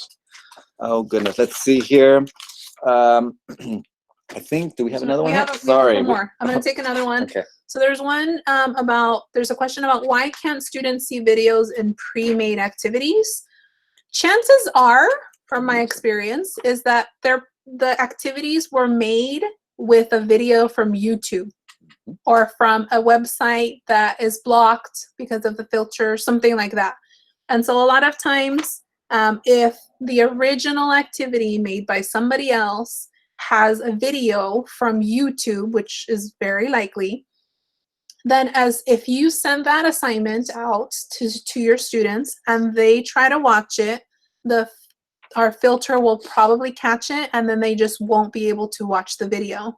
And so it is one of those things to keep in mind. I mean, for now we may be working on YouTube, but it's something to consider as you look through the activity library to check and see where those videos are coming from. But that's more than likely what's happening.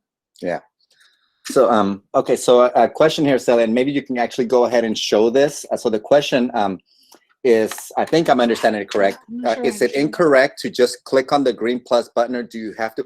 I think we're getting confused on here between posts and activities. So can you go to the journal, Celia, first? So Celia's at the journal now. So if you click the green plus button there, notice how you have choice on it. Students do not have choices. A student will automatically go to the 6 different tools on there. Can we go back? As a teacher, you have options. So you click the plus button, you can assign a new post or assign an activity or send an announcement. So what you want to do is you want to go ahead and click the assign activity, and then it'll take you to the activity library. So I think I'm understanding this correct. Notice that Celia has already, if those activities are in her library, under her My Library tab, those are the ones that she can assign on there. I hope, sorry, it was a little bit unclear, but I hope that helped clarify your question there.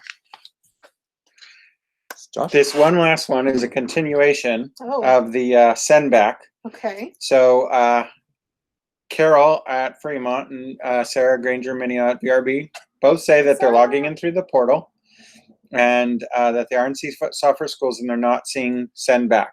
So our first suggestion is going to be to sign out, log out all the way out, and then go back in to make sure everything's up to date.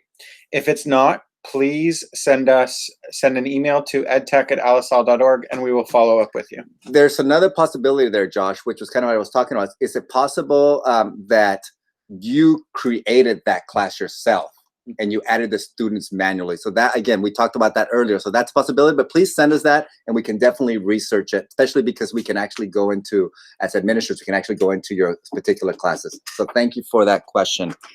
Yeah, so feel free to keep sending in those questions. We're just about done. We have one or two more sections that are going to be pretty quick.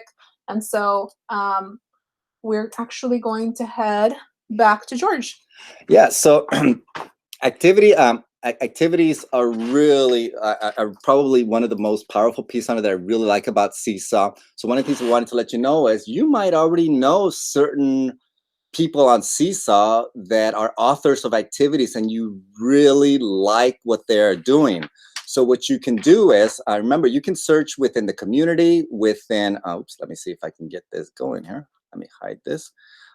You can search within the community library, the school or district library, or my library. So for example, here, if I want to look all over the world, see what people are posting, you can filter by grade on here. So, so here I filter by kindergarten. If you know that teacher or that individual that posted this, you can type their name in. So here, Ben Cogswell, who is awesome with what he's doing. You should check out some of his things.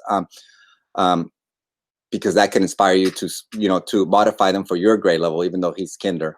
So what that will do is that will actually bring up all the activities, that with that search. Okay, so that's one thing to do. Now I want to go ahead and point out to a couple of things on here. So when you do that search, here is Ben. It'll show a little preview of the activity. It'll show who the author is and the name of it, including how many people have liked it or hearted it. So if you wanted to see just what Ben has done, because you already know that his stuff is good quality, when you click on his name on here, instead of clicking on the actual picture of the preview of the activity or the title, click on the author's name. It will show all the activities that they have shared through Seesaw. So take a look on here. This is really cool because it tells you that this person is an ambassador, how many activities they have published, how many teacher likes, how many students they've reached. Pretty powerful stuff. So again, that is how you can go ahead and follow particular authors that you know are doing a good job with activities. The next piece on here is using collections. Using collections is pretty powerful because it allows you to organize, similar lessons around similar topics.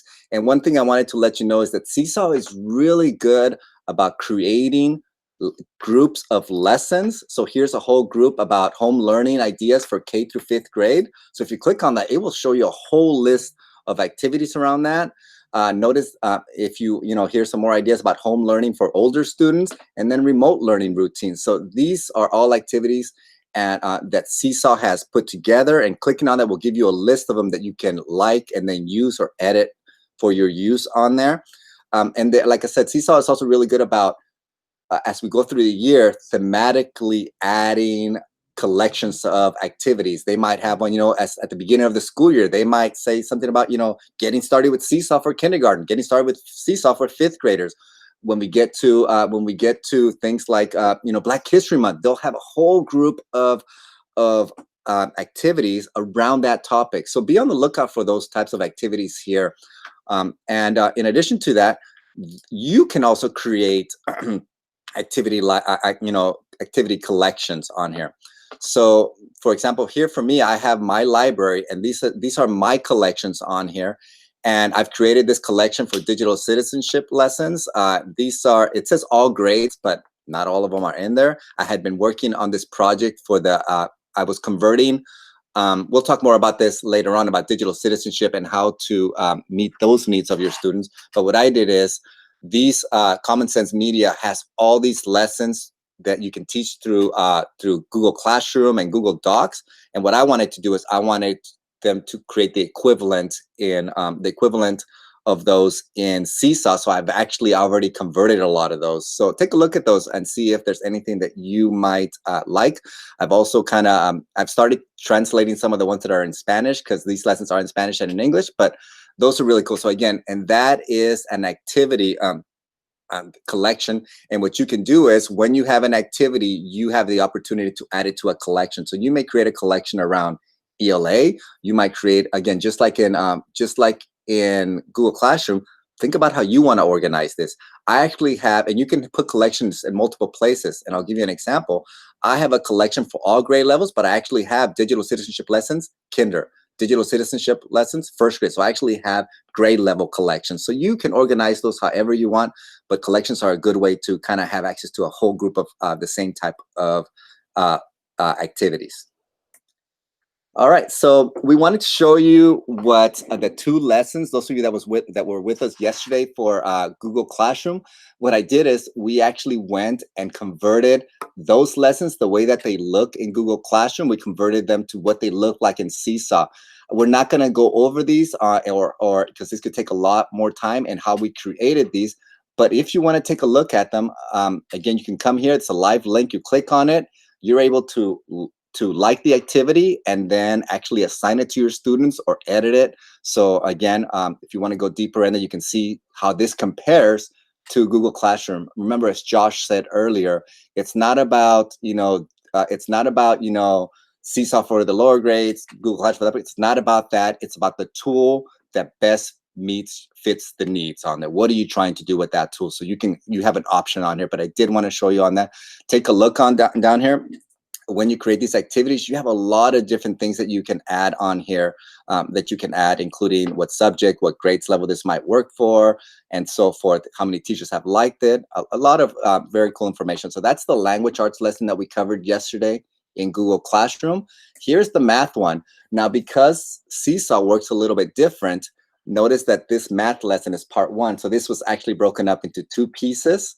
So this lesson that was one package in under one topic in Google Classroom has been broken up into 2 different activities here in Seesaw. But it does a lot of the same kinds of stuff. And actually, if you actually click on these, you might see some things that Seesaw does better. I've always felt that that Seesaw is really good for math because it allows, it allows for easy annotation, easy writing with the touchscreens. But so again, pick the tool that is right for the task you're trying to accomplish. All right. So with that, I believe we are any caught last up. questions? Yeah, we don't have any coming up. I don't hear Josh running toward us. So if there were any more questions, feel free to still use the form and we'll get back to you on that. But we're actually going to. We did have. Oh, maybe there is a question. Carol out at Fremont said she logged all the way out and back in. Just so you know, we're going to continue to investigate Mr. Shimizu. We saw your tip. We're going to double check that. And we wanted to give Mr. Shimizu his props at Frank Paul for chipping in. We're going to double check that because we're cautious. So please continue to send questions and we will try to get back to you on those particular questions. Some of those things we may not be able to do. It might be an IT, we need to contact IT and you may need to do a help desk ticket for that.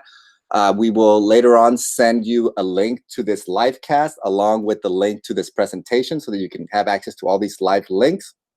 But we hope you really learned something from this, and we are going to go ahead and now pass this on to our fearless leader, Josh, who's going to make some additional announcements. So take it away, Josh. Okay. Just getting everything set up. So I wanted to leave you, Miss Sharon Lee did give us permission to show her screencast. And, we've never checked that the audio comes through from what we're playing on the screen, but just sort of listen to her. It's not a lot visually, but it is fun to listen to.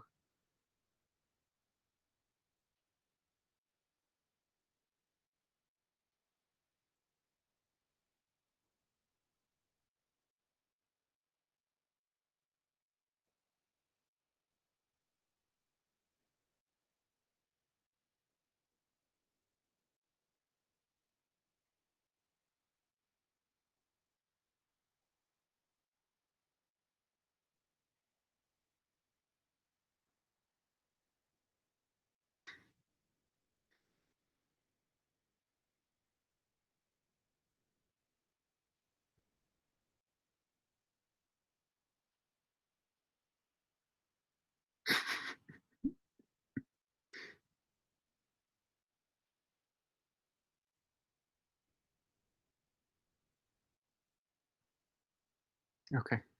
So apparently the audio is not coming through. It's Miss Lee and her colleague just saying hello, hello. Are we recording? It's actually we'll share it out and you can watch it. It's a good laugh, but it's really good, an excellent example of growth mindset and just embracing the joy and the fun with it. And then Dr. Hernandez wanted me to make sure to announce to all of you that your principals have received a series of emails regarding report cards and when they're coming out, and that everybody should be sure to check with their principal, either in person or via email or virtually, or if you have a site-wide Google Hangout chat set up, that you do it that way, so that that important message about report cards gets to everyone. So thank you very much for being attentive today and joining us. And we are signing off. We will see you tomorrow. Thank you.